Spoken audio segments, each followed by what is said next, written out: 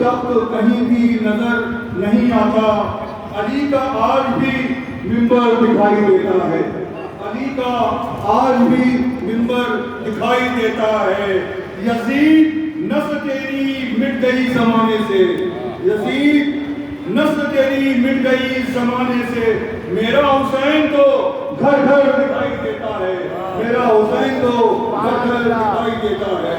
میں پسند ادب و احترام اجتماع سے موجود اسلام فقیہ اہل بیت علی جناب مولانا سید زمان حیدر علی صاحب تشریف لائیں اور اس اشرے کی اپنی نظر ختم فرمائیں۔ برحبیب خدا ختم ہو گیا بابا سے بلند سلوات۔ نعرے حیدری۔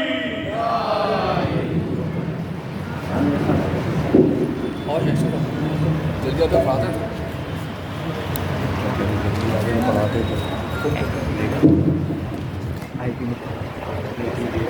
بر محمد بال محمد بآواز بلند صلوات۔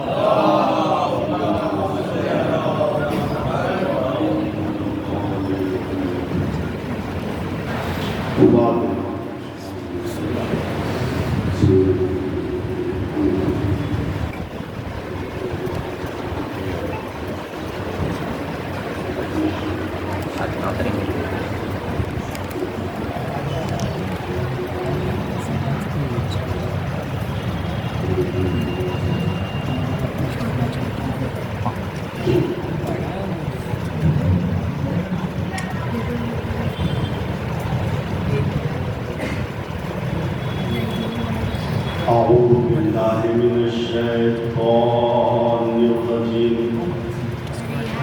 لا حول ولا قوة إلا بالله العلي العظيم بسم الله الرحمن الرحيم الحمد لله رب العالمين والصلاة والسلام والتحية والإكرام على نبي الممجد والرسول المصدق والمحمود الأمجد النبي الأمي المكي المدني القرشي الهاشمي الأبطحي مولانا ومولى الثقلين جد الحسن والحسين بالقاسم محمد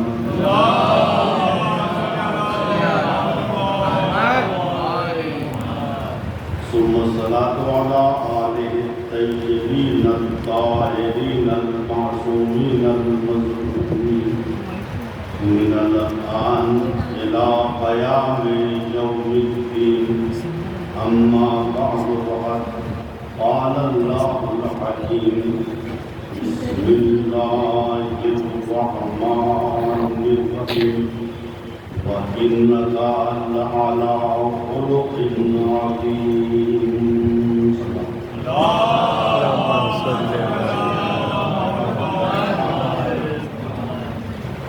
قرآن کریم سورہ قلم کی چوتھی آیت کریمہ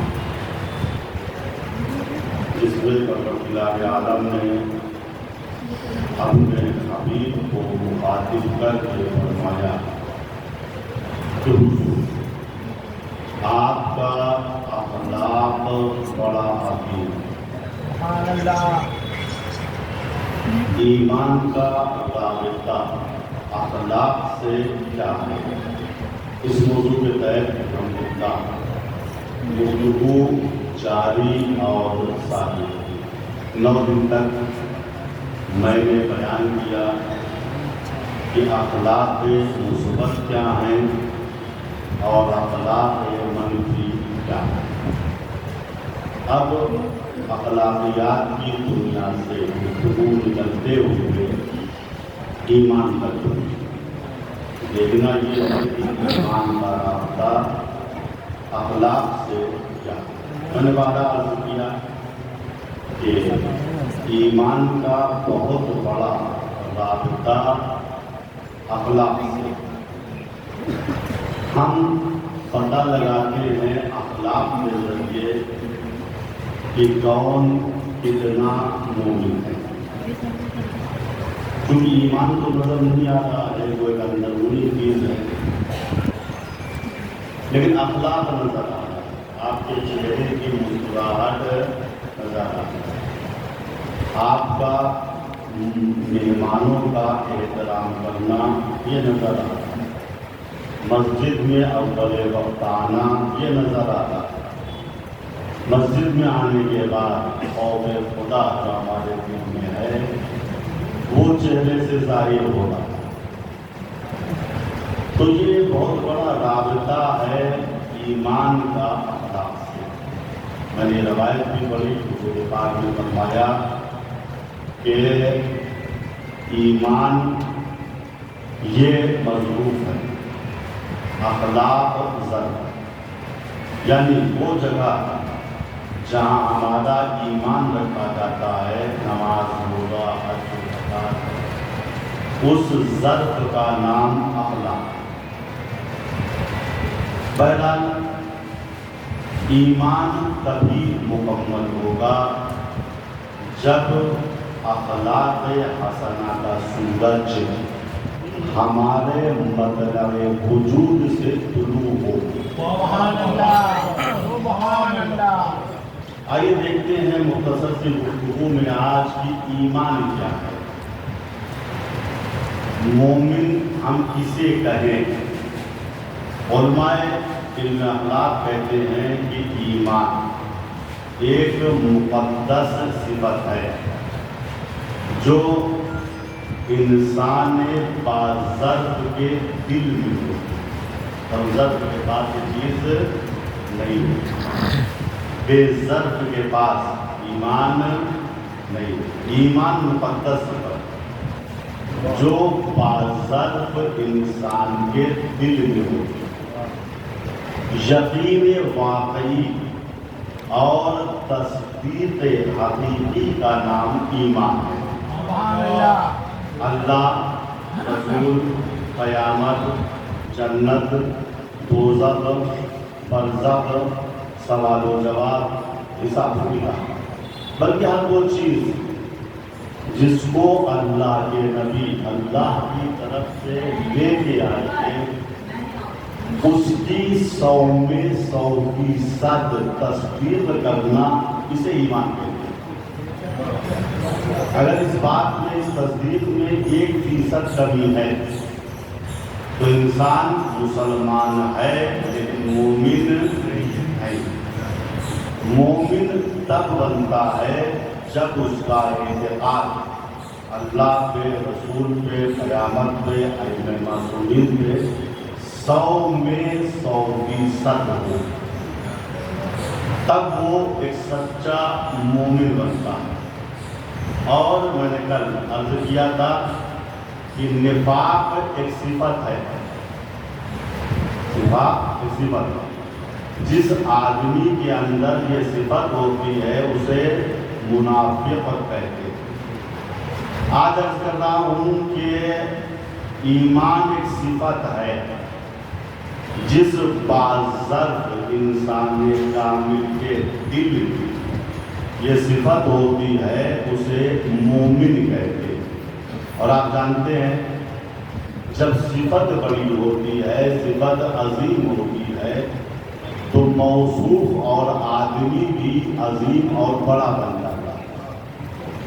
مثلا سخاوت ایک بڑی صفت ہے.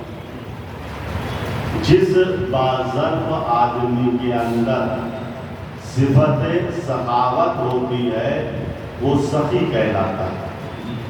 اور وہ اتنا عظیم ہوتا ہے کہ اگر کافر بھی ہوتا ہے تو اللہ تعالیٰ کم از کم دنیا میں اسے تلوار کے عذاب سے معاف کر دیتا ہے. اسی طریقے سے علم ایک بڑی صفت ہے، عظیم صفت ہے.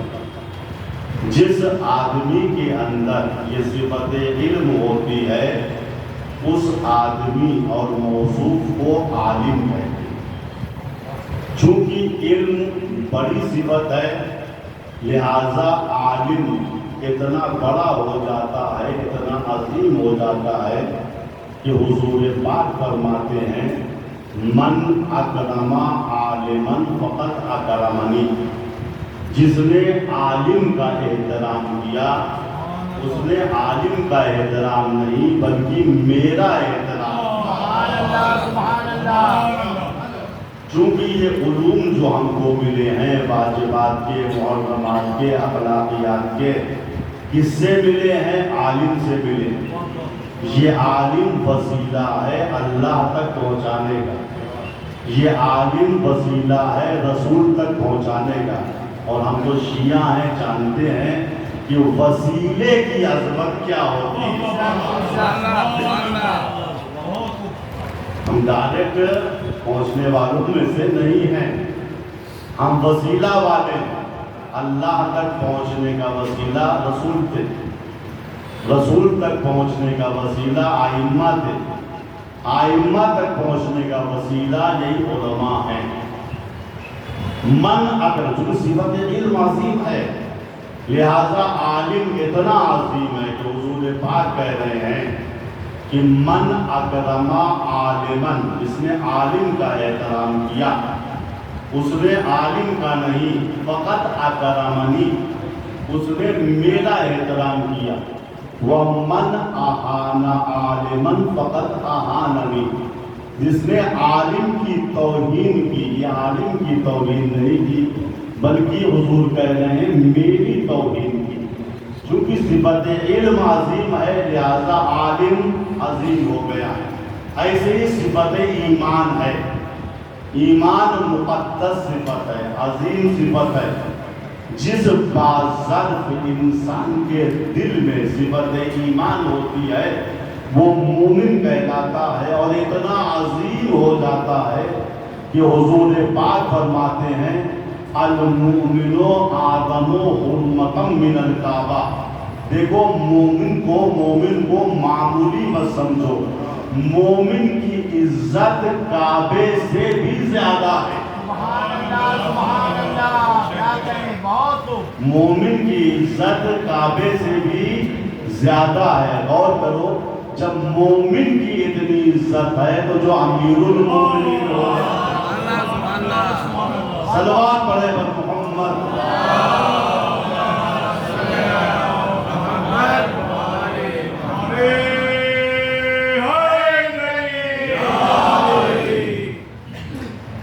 مومن اپنے کو زبان سے کہنا آسان ہے لیکن حقیقت میں مومن بننا بڑا مشکل ہے۔ یہ شہادت رہے الفت میں قدم رکھنا ہے، یہ شہادت رہے الفت میں قدم رکھنا ہے۔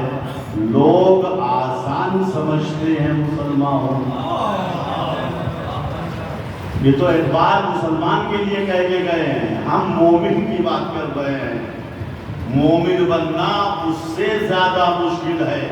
مومن کی کچھ صفات ہوتی ہیں، ان صفتوں کا تذکرہ میں فی الحال کرتا ہوں، اس کے بعد اور بھی صفات جو ہے مومن کی بیان کرتے ہیں۔ حضور پاک ایک مرتبہ انصاریوں کے محلے سے گزر رہے تھے۔ انصار کون ہیں؟ جو مدینے کے پراپر رہنے والے، مستقل رہنے والے نا انصار، جو باہر سے آگے آباد ہوئے تھے انہیں مہاجر کہتے تھے۔ تو رسول انصار کے محلے سے اور انصاریوں کے محلے سے گزر رہے تھے۔ کچھ لوگ باہر چبوترے پہ بیٹھے ہوئے مصلی بچھائے ہوئے اللہ تعالیٰ کی عبادت میں اور تصویروں میں مصروف۔ حضور کا گزر جب ادھر سے ہوا تو آپ نے فرمایا حل انتم مومنون، کیا تم مومن ہو؟ کیا تم مومن ہو؟ اور کیجئے کچھ لوگ مسجد کے چبوترے پہ باہر بیٹھے ہوئے ہوں، تسبیح الہی پڑھ رہے ہوں، استغفار کر رہے ہوں، زکام صاحب کا گزر ادھر سے ہو، ہم پلٹ کے پوچھیں کیا آپ لوگ مومن ہیں؟ تو آپ کے نظریات میرے بارے میں بدل جائیں گے۔ لوگ تسبیح پڑھ رہے ہیں، مصلی بچھا ہوا ہے، قبلہ یہ پوچھ رہے ہیں کیا تم مومن ہو؟ لگتا ہے گرمی کا غلط اثر ان کے دماغ پہ ہو گیا ہے۔ لیکن رسول کے ساتھ یہ معاملہ نہیں ہے، رسول ہے عقل کل، سبحان اللہ ان کی عقل میں شک کرنا اپنی بے عقلی کا ثبوت ہے۔ نعرہ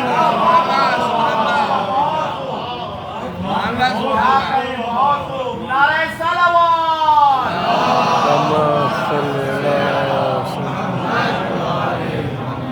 آپ نے انصاریوں سے پوچھا ہل انتم مومنون، کیا تم مومن ہو؟ انہوں نے ایک دوسرے کا چہرہ دیکھا، بھائی رسول ہم جیسے بشر ہیں، یہ تصور اس زمانے میں نہیں تھا۔ وہ جانتے تھے کہ رسول وہ جانتے ہیں جو ہم نہیں جانتے، ہم ظاہر دیکھتے ہیں، باطن ہمارے حدود مشاہدہ سے باہر ہوتا ہے، لیکن رسول جس طریقے سے انسان کا ظاہر دیکھتا ہے ویسے ہی انسان کا باطن بھی دیکھتا ہے۔ آپس میں مشورہ کیا کیا جواب دیا جائے حضور کو۔ تھوڑی دیر کے بعد ایک رائے قائم ہوئی، یہ جواب دو۔ ایک انصاری نے سب کی گفتگو کو سمیٹتے ہوئے سب کی طرف سے یہ جواب دیا، یا رسول اللہ ہم لوگ سب کے ساتھ جو یہاں بیٹھے ہوئے ہیں مومن ہیں۔ حضور نے کہا دعویٰ بڑا ہے، تو ایمان کا دعویٰ کیا نا، ہم مومن ہیں، دلیل کیا ہے تمہارے ایمان کی؟ انہوں نے 3 دلیل دی، یہی علامت مومن ہے۔ انہوں نے 3 دلیل دی، کہا حضور ہمارے ایمان کی دلیل یہ ہے کہ ہم نعمتوں پہ شکر پروردگار کرتے ہیں۔ بڑا جملہ، نعمتوں پر کروڑ پتی بنے تو اکڑتے نہیں ہیں، اچھی گاڑی خریدی نعمت ملی تو اکڑتے نہیں ہیں، معاشرے میں عزت مل گئی تو دوسروں کی بے عزتی نہیں کرتے، نعمت جب ملتی ہے تو شکر پروردگار کرتے، اور جب مصیبت پڑتی ہے تو صبر کرتے، جد و فضا نہیں کرتے۔ بزنس میں نقصان ہو گیا، دوسروں کے سامنے اللہ کی شکایت نہیں کرتے، لو ہم اللہ میاں کا اتنا کام کرتے ہیں میرا ہی نقصان ہو گیا۔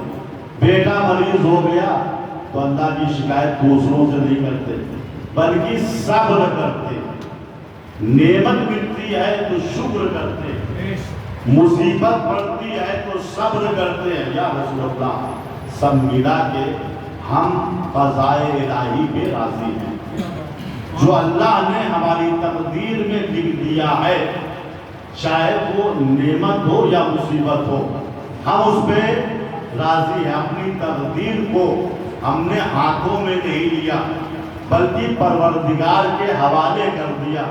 حضور نے کہا اگر ایسا ہے تو رب کعبہ کی قسم تم سچے مومن۔ سبحان اللہ سبحان اللہ۔ یہ 3 صفتیں، نعمت پہ شکر، مصیبت پہ صبر، قضائے الہی پہ راضی ہونا۔ بس میں پیغمبر سجی ہوئی ہے، اصحاب شمع نبوت کے ارد گرد بیٹھے ہوئے ہیں، ایسے میں نبی نے کہا اے لوگوں، مومن کے پاس ان 4 چیزوں کا ہونا بہت ضروری ہے، یعنی اگر یہ 4 صفتیں ہیں تو انسان مومن ہے ورنہ مومن نہیں۔ کہا اللہ حضور ارشاد حضور نے فرمایا سنو، مومن کے پاس مضبوط سواری کا ہونا ضروری ہے، لوہار سواری ہوگا، مومن کے پاس مضبوط سواری کا ہونا ضروری ہے، مومن کے پاس کشادہ اور بڑا گھر ہونا ضروری ہے، مومن کے پاس اچھا خوبصورت لباس اور کپڑا ہونا ضروری ہے، مومن کے پاس روشن سورج کا ہونا ضروری ہے۔ ختم ہو گئی۔ اب صاحب ایک دوسرے کا منہ دیکھتے لگیں گے، چلو بھیا محنت کریں گے، مضبوط سی سواری خرید لیں گے۔ اس زمانے جو سواری تھی گھوڑا اونٹ وغیرہ، آج ایک کار اور اس کو کوئی چیز۔ چلو بھیا رسول نے کہا مومن کے پاس بڑا گھر ہونا چاہیے، کشادہ گھر، محنت کریں گے بڑا سا گھر بھی خرید دیں گے۔ حضور نے کہا مومن کے پاس اچھا کپڑا ہونا چاہیے، خوبصورت لباس، یہ بھی بنوا لیں گے۔ لیکن یہ روشن سورج کہاں سے لے کے آئے؟ یہ تو دنیا کی کسی منڈی میں نہیں ملتا، یہ روشن سورج ملے گا کہاں سے؟ بعض نے ایک دوسرے کو کوہنی ماری، کہا لگتا ہے رسول کی مراد وہ نہیں ہے جو ہم سمجھے، رسول کچھ اور کہنا چاہ رہے ہوں گے، ورنہ یہ چیزیں جو حضور پاک نے فرمایا ہے کہ مومن کے اندر یہ 4 چیزیں ہونا چاہیے، مومن کے پاس ان 4 چیزوں کا ہونا ضروری ہے، یہ تو حضور پاک کے پاس بھی نہیں ہے۔ حضور پاک بھی جیسی سواریاں ہماری ہیں ویسے حضور پاک کی سواری ہے، جیسا گھر ہمارا ہے ویسے حضور پاک کا گھر ہے، اور جو ہمارے گھروں سے بھی چھوٹا ہے حضور پاک کا گھر، جیسا کپڑا ہم پہنتے ہیں حضور پاک بھی ویسا ہی پہنتے ہیں، بلکہ ان کا اسٹینڈرڈ کپڑے کے معاملے میں ہم سے نیچا ہے۔ جو اللہ میاں کا سورج ہمارے گھروں میں چمکتا ہے وہی رسول کے گھر میں چمکتا ہے۔ اگر یہ مومن کی یہ 4 نشانیاں ہیں تو رسول کے اندر تو بدرجہ اولا ان 4 نشانیوں کا ہونا ضروری ہے۔ رسول نے دیکھ لیا کہ اصحاب کا منہ اتر گیا، یہ میری بات کو سمجھ نہیں پائے، حضور مسکرائے، مسکراتے کا صحابیوں میری مراد وہ نہیں ہے جو تم سمجھے ہو، کہا حضور توضیح دیجئے۔ حضور نے کہا تو میں نے یہ کہا کہ مومن کے پاس مضبوط سواری ہونی چاہیے، مضبوط سواری سے مراد مومن کی عقل ہے، مومن عقل مند ہوتا ہے، بد عقلا نہیں ہوتا۔ سبحان اللہ۔ جو میں نے یہ کہا کہ مومن کے پاس کشادہ گھر ہونا چاہیے، بڑا سا گھر، اس سے مراد یہ بنیادی گھر نہیں ہے، اس سے مراد مومن کا صبر ہے، مومن مشکلات کے مقابلے میں صبر کرتا ہے، بے صبری کا مظاہرہ نہیں کرتا۔ جو میں نے یہ کہا مومن کے پاس خوبصورت کپڑا ہونا چاہیے، خوبصورت کپڑے سے مراد دنیاوی کپڑا نہیں ہے، خوبصورت کپڑے سے مراد مومن کی حیا ہے، مومن با حیا ہوتا ہے، بے حیا نہیں۔ جو میں نے یہ کہا کہ مومن کے پاس روشن سورج ہوتا ہے، روشن سورج سے مراد یہ مادی سورج نہیں ہے جو ہمارے سر پہ چمک رہا ہے، روشن سورج سے مراد مومن کا علم ہے، مومن حلال و حرام کا عالم ہوتا ہے، کوئی جاہل مومن نہیں بن سکتا۔ بات ختم ہو گئی۔ میں نے عالم خیال میں کہا یا رسول اللہ آپ نے حدیث کو اتنا گھما کے کیوں فرمایا کہ آپ کے اصحاب نہیں سمجھ پائے؟ آپ کہہ رہے ہیں کہ مومن کے پاس کشادہ گھر ہونا چاہیے، مضبوط سواری ہونا چاہیے، خوبصورت کپڑا ہونا چاہیے، آپ حدیث کو گھما کیوں رہے ہیں کہ مومن کے پاس روشن سورج ہونا چاہیے؟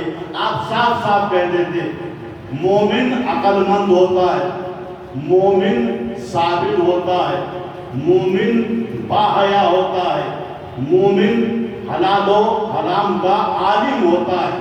یا رسول اسلام آپ نے اس حدیث کو گھما کے کیوں فرمایا کہ آپ کے اصحاب الجھ گئے، آپ کی حدیث کے معنی کو نہیں سمجھ پائے؟ عجب نہیں، اللہ کے پیغمبر جواب دے یہی تو میں مسلمانوں کو سمجھانا چاہتا ہوں۔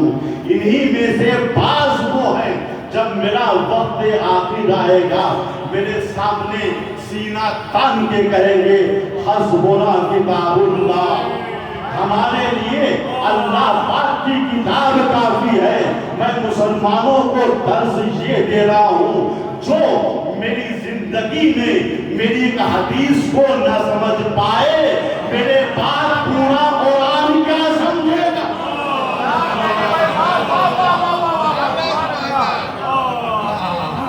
صلوات پڑھے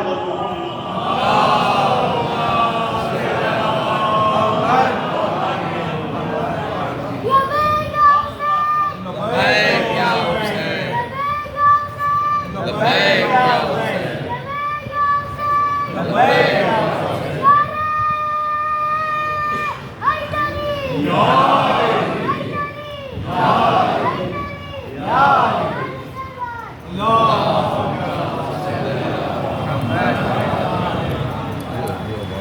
تو عزیزو یہ ہے ایمان اور یہ ہے مومن کی نشانیاں. مومن صابر ہوتا ہے, مومن شاکر ہوتا ہے, مومن عقل مند ہوتا ہے, مومن باحیا ہوتا ہے, مومن حلال و حرام کا عالم ہوتا ہے. کوئی عام انسان مومن نہیں بن پاتا. اس کے لیے ضرورت چاہیے. حضور پاک ایک حدیث میں ارشاد فرماتے ہیں, سنو, المؤمن منفعت, مومن فائدہ ہی فائدہ ہے, اور نہیں فائدہ. مومن کسی کو نقصان نہیں پہنچاتا.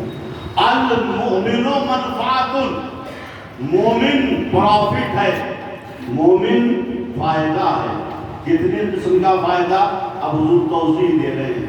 ان ما شئتہ نفعکا, اگر تم مومن کے پاس جاؤ گے, مومن تمہیں فائدہ دے گا, نقصان نہیں پہنچائے. چاہے مال کا فائدہ ہو, علم کا فائدہ ہو, اخلاق کا فائدہ ہو, بہرحال مومن فائدہ دے گا. کب دے گا؟ ان ما شئتہ, جب تم مومن کے پاس جاؤ گے تو مومن فائدہ دے گا. ان شاورتہ نفعکا, اگر مومن سے مشورہ کرو گے تو مومن مشورے میں خیانت نہیں کرے. فلاں زمین ہم خرید لیں, وہ جانتا ہے کہ یہ متنازع زمین ہے, جی خرید لیجیے, بتانا چاہتا ہے مومن نہیں. بولا کہ آپ سے ہماری نہیں بڑھتی, لیکن اصول اسلام اپنی جگہ پہ ہے. مومن ذاتی دشمنی کسی سے نہیں نکالتا. اگر کوئی مشورہ کرتا ہے تو مومن مشورے میں اسے فائدہ دیتا. وَإِنْ شَارَكْتَهُ نَفَعَكَ, اگر مومن کو بزنس میں شریک کر دو گے تو مومن فراد نہیں کرے گا, دھوکہ نہیں دے گا, آپ کو ٹوپی نہیں پہنائے گا. ان شارکتہ نفعکا, اگر مومن کو معاملات میں شریک کر دو گے تو مومن تب بھی تم کو فائدہ دے گا. کتنے فائدے ہیں مومن کے؟ ان ما شئتہ نفعکا, مومن کے پاس جاؤ گے فائدہ دے گا. ان شاورتہ نفعکا, مومن سے مشورہ کرو گے مومن فائدہ دے گا. ان شارکتہ نفعکا, اگر مومن سے معاملات میں شرکت کی گزارش کرو گے اور شریک ہو جاؤ گے تو مومن فائدہ دے گا. پھر حضور پاک کہتے ہیں وَكُلُّ شَيْءٍ مِّنْ عَمْرِهِ مَنْفَعَةٌ, یاد رکھنا مومن کی ہر چیز فائدہ ہی فائدہ ہے. مومن کے پاس جاؤ گے فائدہ دے گا, مومن سے مشورہ کرو گے فائدہ دے گا, مومن کو معاملات میں شریک کرو گے فائدہ دے گا. دیکھا آپ نے کہ مومن کتنا فائدے مند ہے. جب ایک مومن اتنا فائدے مند ہے تو جو امیر المومنین ہوگا, جس کی تقدیر میں ایک مومن آ جائے وہ اتنے فائدے میں, اور جس قوم کی تقدیر میں امیر المومنین آ جائے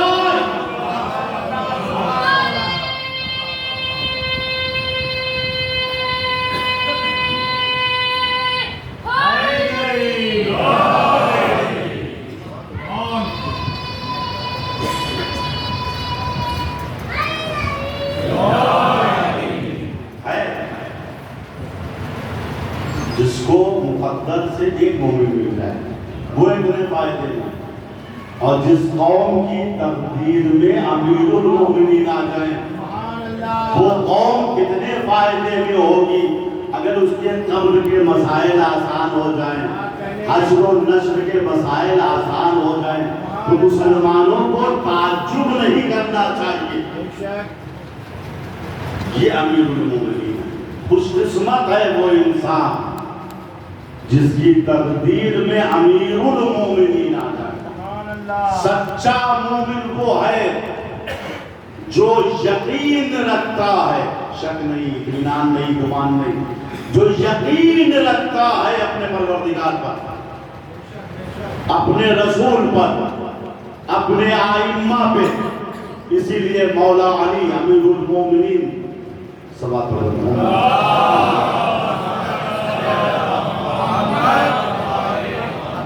اپنے ایک نورانی بیان میں ارشاد فرماتے ہیں الایمان شجرۃ اصلھا الیقین. ایمان ایک شجرہ ہے، ایک پیڑ ہے، ایک درخت ہے جس کی اصل کا نام ہے یقین. اصل بچوں یعنی تنا، جس پہ پیڑ کھڑا ہے. ایمان کا تنا کیا ہے؟ یقین.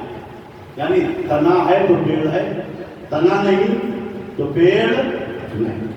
ایسے ہی الایمان شجرۃ، ایمان ایک درخت کا نام ہے، شجرے کا نام ہے، پیڑ کا نام ہے. اصلھا الیقین، جس کی اصل، جس کا تنا یقین ہے. یعنی یقین ہے تب ایمان ہے، یقین نہیں تو ایمان نہیں. علماء علم اخلاق میں کہتے ہیں تمام صفات اخلاقی میں یہ یقین کی جو صفت ہے سب سے افضل ہے، اور جسے یقین مل جاتا ہے اسے سب کچھ مل جاتا ہے. پھر کہتے ہیں کہ الیقین ایمان کلہ، تمام ایمان، اس کا نام جانتے ہو؟ اس کا نام ہے یقین. تمام ایمان کا نام یقین. ایمان کے درجات ہیں. واضح الفاظ میں اگر تمام درجات ایمان کو کسی قلعہ معلّہ الہی میں جمع کیا جائے تو اسی قلعے کا نام جو ہے یقین. ملا احمد دراقی علم اخلاق کے بہت بڑے استاد اور رائٹر ہیں. وہ لکھتے ہیں کہ میں نے بہت سی حدیثوں میں پڑھا، روایتوں میں پڑھا کہ یقین کی عظمت کیا ہے. میں نے بہت سی روایتوں میں پڑھا کہ یقین کے ساتھ سو جانا شک کے ساتھ عبادت کرنے سے افضل ہے. کیا کہیں سبحان اللہ. یہ میں نہیں کہہ رہا ہوں، علم اخلاق کا سب سے بڑا مرجع، سب سے بڑا استاد، سب سے بڑا رائٹر وہ کہتا ہے بہت سی، ایک روایتی دو روایتیں کہتے بہت سی روایتوں میں نے یہ پڑھا کہ یقین کے ساتھ سو جانا شک کے ساتھ عبادت کرنے سے افضل ہے. یہ واجبات کی بات نہیں ہو رہی ہے، یہ مستحبات کی بات ہو رہی ہے، یہ نماز شب کی بات ہو رہی ہے، یہ نماز تہجد کی بات ہو رہی ہے. یقین کے ساتھ سو جاؤ، شک کے ساتھ نماز شب پڑھنے سے افضل ہے. بات کہہ دی میں نے، یقین کے ساتھ سونا شک کے ساتھ نماز پڑھنے سے، عبادت کرنے سے افضل ہے. اب تاریخ اٹھا کے دیکھو کہ کون کہاں یقین کے ساتھ سویا، کون کہاں یقین کے ساتھ سویا، اور کون کہاں شک کے ساتھ عبادت خدا کے لیے مسجد آیا. تاریخ میں ملے گا نا. سو رہے تھے حاکم صاحب، صبح کا وقت تھا، مؤذن نے اللہ اکبر کا، غلام آیا اٹھیا، اذان شروع ہو گئی. ابھی وضو بھی بنانا آیا. ہم لوگ کرتے ہیں، بعض لوگ بناتے ہیں. ابھی آپ کو وضو بھی بنانا ہے. نیند تھوڑا گہری تھی حاکم صاحب کی، خلیفہ صاحب کی، اس دربار سے اس دربار چلے گئے. اب وہاں اذان ختم ہو رہی ہے، اٹھی بھی نہیں، ادھر سے ادھر، ادھر سے ادھر. غلام دوڑ کے مؤذن کے پاس گیا، انہیں کوئی ترکیب نکالو ورنہ مسجد میں بے عزتی ہو جائے گی. پبلک جمع ہے اور حاکم صاحب اور پیش نماز صاحب سو رہے ہیں. مؤذن نے ایک مرتبہ چلا کے کہا الصلاۃ خیر من النوم، نماز سونے سے بہتر ہے. جیسے کہ کان میں یہ آواز گئی، اس جملے نے کلک کیا ان کے دماغ میں. بات ایک دم صحیح ہے کہ نماز سونے سے بہتر ہے. جلدی سے اٹھے، دوڑ کے مسجد میں آئے. کہا میاں اگر صبح مجھے اٹھانا چاہتے ہو اور چاہتے ہو جماعت کے ساتھ صبح کی نماز ہو تو آج کے بعد اذان میں اس جملے کو ضرور کہنا. میری سمجھ میں آج آ گیا کہ الصلاۃ خیر من النوم، نماز سونے سے بہتر ہے بھیا، یہ تو اپنا اپنا مقدر ہے. کسی کے لیے نماز سونے سے بہتر ہے، اور علی کے لیے شب ہجرت بستر پیغمبر پہ سونا اہل دنیا کی نمازوں سے افضل ہے. محمد آل محمد صلوات.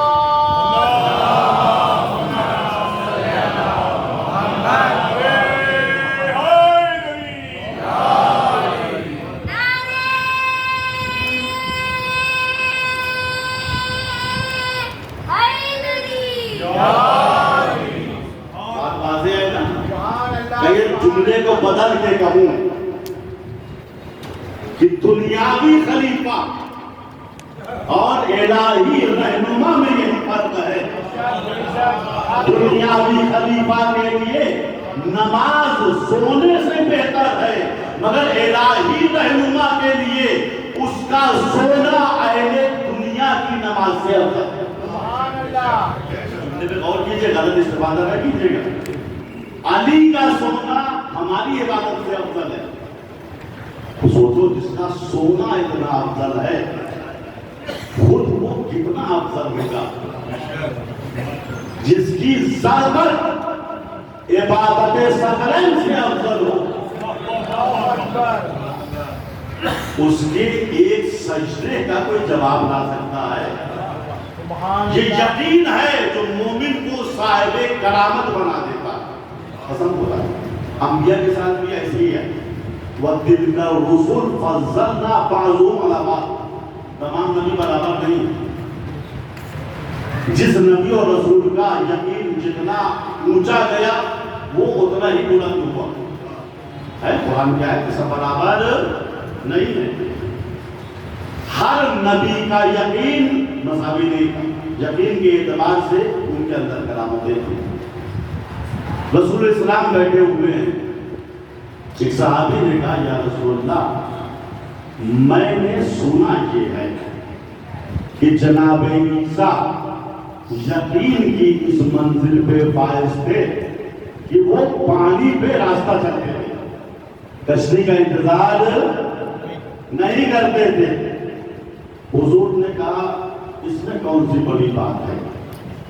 اگر ان کا یقین تھوڑا سا اور بڑھ جاتا تو وہ پانی پہ نہیں ہواؤں پہ راستہ چلتا. آپ کے اذہان ہو گئے نا، جنگ خیبر ہوئی، 40ویں دن علی نے خیبر کو فتح کیا. باب خیبر کو اٹھانا، اندر کھدی ہوئی تھی، اس کا پل اپنے ہاتھوں میں بنایا. مسلمان ادھر سے ادھر جا رہے ہیں، خندق کی وجہ سے مسلمان خیبر میں نہیں گھس پا رہے. علی نے فتح خیبر کیا، پہلے قموس کو فتح کیا، باب خیبر کو لے کے خندق میں اتر گئے. ہاتھوں پہ خیبر کا دروازہ، مسلمان کی فوج ادھر، خیبر ادھر، لوگ ادھر سے دوڑ دوڑ کے ادھر جا رہے ہیں. ایک صحابی آیا، آنے کے بعد کہا یا رسول اللہ، آپ علی کی طاقت دیکھ رہے ہیں؟ ماشاءاللہ علی کی طاقت کتنی ہے. باب خیبر کو ہاتھ پہ اٹھائے ہوئے ہیں، خندق کے اندر گھسے ہوئے ہیں، مسلمان اس پار سے اس پار جا رہے ہیں. ہم نہیں جانتے تھے کہ علی اتنے بہادر ہیں، اتنے شجاع ہیں. رسول مسکرائے، کہا میرے صحابی تم علی کے ہاتھوں کو دیکھ رہے ہو، ذرا علی کے پیر پہ نگاہ کرو. علی کے پیر ہواؤں میں معلق ہیں. جمال محمد کمال علی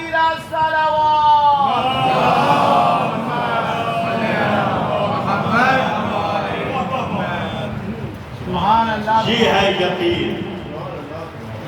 یقین میں اگر عیسیٰ کے ذرہ برابر اور اضافہ ہو تو پانی تو دور کی بات ہے، وہ ہواؤں میں راستہ چلتا. یہی یقین ہے جس کی بدولت ہم سچے مومن ہوتے. خدا کی قسم جس دن یقین ہو گیا کہ اللہ ہمیں دیکھ رہا ہے. ایک آیت ہے قرآن کی نا، الم تعلم بان اللہ یراک، کیا تم نہیں جانتے ہو کہ اللہ دیکھ رہا ہے؟ اللہ دیکھ رہا ہے. مشہد مقدس میں ایک عالم دین تھے، 40 سال تک وہ پیر پھیلا کے نہیں سنتے، پیر سمیٹ کے سنتے. پوچھا گیا کیوں؟ کہا جب سے اس آیت پہ مجھے یقین ہو گیا کہ علم تعلم بان اللہ یرا، کیا تم نہیں جانتے اللہ دیکھ رہا ہے؟ جب اللہ دیکھ رہا ہے تو میں کیسے کہہ رہا ہے؟ میرے بس کی بات ہے۔ یہ ہے یقین، یہ ہے یقین۔ اور جتنا یقین میں اضافہ ہوتا ہے انسان کی نظروں کے سامنے سے پردے ہٹنے لگتے ہیں، سب کچھ اس کو دکھائی دیتا ہے۔ یہ حدیث ہے نا، لولا ان الشیاطین یہومون علی قلوب بنی آدم لنظروا الی ملکوت السماوات والارض۔ اگر شیاطین بنی آدم کے دل کے ارد گرد اپنے خیمے نہ لگاتے، یعنی یہ انسان اگر گناہ نہ کرتا تب کیا ہوتا؟ حضور کہہ رہے ہیں لَنَظَرُوا إِلَىٰ مَلَكُوتِ السَّمَاوَاتِ وَالْأَرْضِ، تو یہ مومن زمین پہ بیٹھ کے آسمان کے حقائق کو دیکھتا۔ یہ ہمارے گناہ ہیں جو مادیات کی چادر بن کے ہمارے نظروں کے سامنے آگے ہمیں دکھائی نہیں دیتا۔ حضور پاک صبح سویرے نماز صبح کے بعد مسجد سے نکل گئے، کیا دیکھا؟ مسجد کے ایک گوشے میں ایک جوان بیٹھا ہوا جس کا چہرہ رات میں جاگنے کی وجہ سے، شب بیداری کی وجہ سے زرد پڑ گیا۔ خوف خدا میں ہوتے ہوتے اس جوان کی آنکھیں حدقہ چشم کے بہت اندر جا سکتی۔ روزہ رکھتے رکھتے اس کا عالم یہ ہوا ہے کہ پیٹ پیٹ سے مل گیا۔ وہ جوان اپنے زانوں کے درمیان سر کو رکھے ہوئے تھا، تھوڑی دیر کے بعد سر کو اٹھایا، آسمان کی طرف دیکھا، کہا یا اللہ۔ حضور نے جب جوان کی یہ کیفیت دیکھی تو اس سے پوچھا کیفا اصبحت یا فتى، اے جوان تو نے اس عالم میں صبح کی، تو نے اس عالم میں صبح کی۔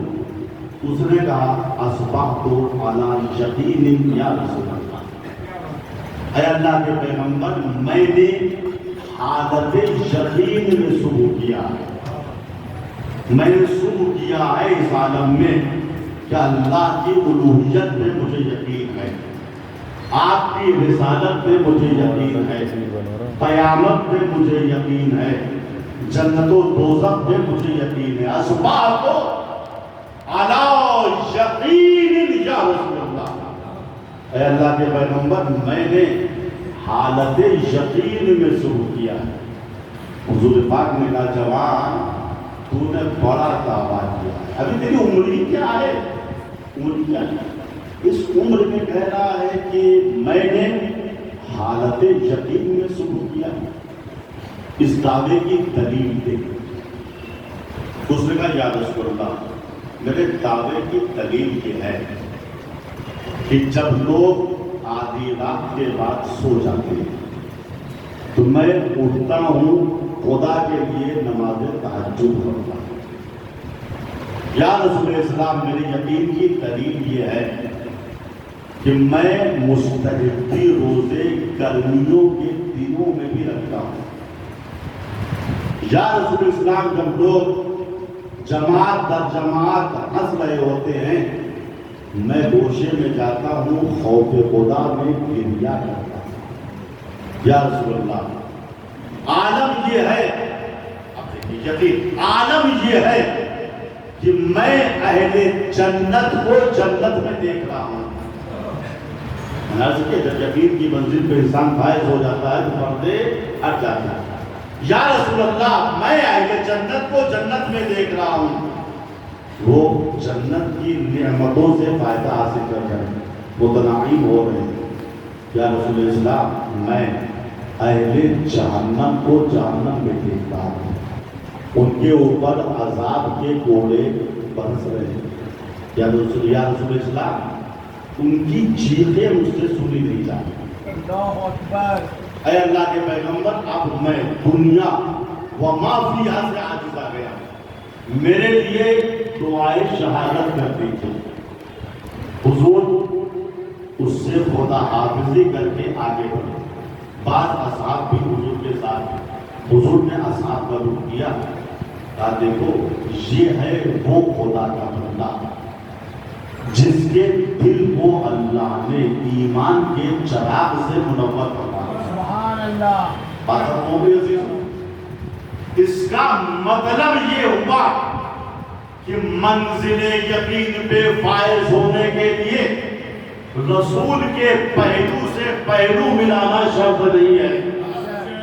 منزل یقین پہ فائز ہونے کے لیے ظرف ایمان چاہیے.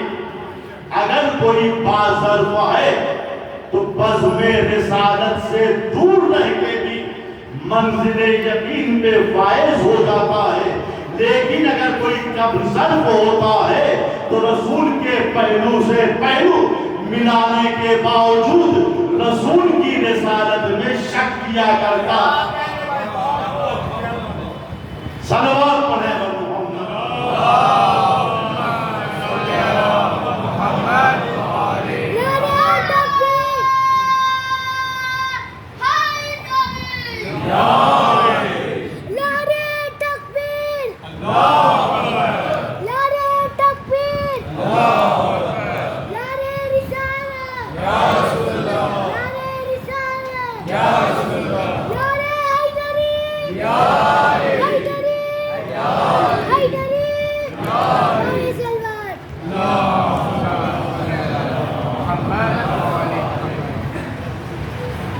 یہ ہے ایک عام مومن کا یقین. آئیے امیر المومنین کا یقین دیکھتے ہیں. آپ کے صحابی ثعلب یمانی آئے. کہا یا علی آپ خوف خدا میں ایسا گریا کرتے ہیں جیسے کوئی بوڑھی ماں اپنے جوان پہ ہو.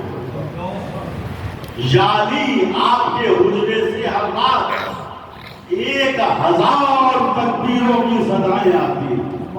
یا علی آپ محراب عبادت میں سانپ کے کاٹے ہوئے انسان کے مانند تڑپتے ہیں. جس خدا کی آپ اتنی عبادت کرتے ہیں, اسے اتنا چاہتے ہیں, اس کے لیے آپ اتنا گریا کرتے ہیں. یا علی یہ بتائیے ہر راہ طرف پر کیا اپنے خدا کو آپ نے دیکھا ہے جس کے لیے اتنی زحمتیں اٹھا رہے ہیں, مشقتیں کر رہے ہیں, گریا کر رہے ہیں. حال راہ طرف کیا آپ نے اپنے پروردگار کو دیکھا ہے؟ مولا نے کہا ظالب لم عابد ربی لم ارا. میں ایسے خدا کی عبادت کرتا ہی نہیں جس کو میں نے دیکھا نہ ہو. ظالم بھولا میں کہتے ہیں اے خطیب منبر سرونی, آپ ہی کی زبان سے میں نے بارہا سنا ہے خدا دکھائی دینے کی چیز نہیں ہے. قرآن اعلان کہتا ہے لن ترانی, تم کبھی بھی ہم کو دیکھ نہیں سکتے ہو.